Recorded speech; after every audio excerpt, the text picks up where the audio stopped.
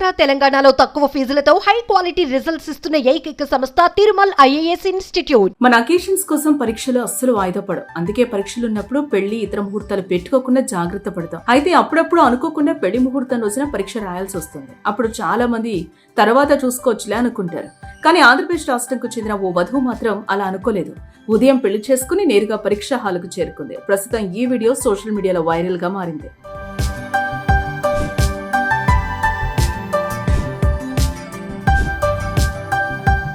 వివాదాలు, గందరగోళ పరిస్థితుల మధ్య ఏపీ గ్రూప్ 2 మెయిన్స్ పరీక్షలు ప్రారంభమయ్యాయి.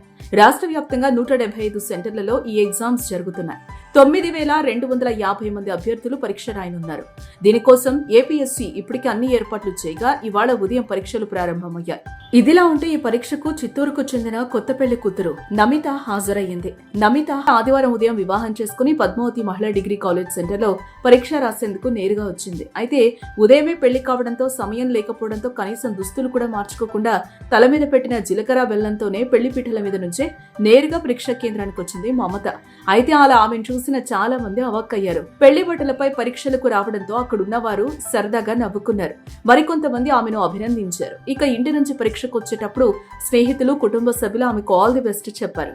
ఇక ఇదిలా ఉంటే గందరగోళం మధ్యనే పరీక్షలు ప్రారంభమయ్యాయి. గ్రూప్ 2 మెయిన్స్ పరీక్షలు వాయిదా వేయాలంటూ ఏపీ వ్యాప్తంగా నిరసనలు వ్యక్తమయ్యాయి. నిన్న జరిగిన నాటకీయ పరిణామాల మధ్య అభ్యర్థుల విన్నపం మేరకు పరీక్ష వాయిదా వేయాలని ప్రభుత్వం లేఖ రాసినా పరీక్ష రాసే అభ్యర్థులు డిగ్రీ పూర్తి చేసిన వారిని వాయిదా వేస్తే ఎన్నికల కోడ్ ఉల్లంఘన అవుతుందని ఆదివారం యథావిధిగా పరీక్ష నిర్వహించేందుకే ఏబీపీఎస్సీ మొగ్గు చూపింది. ఈ నేపథ్యంలోనే పరీక్షలు యథావిధిగా జరిగాయి.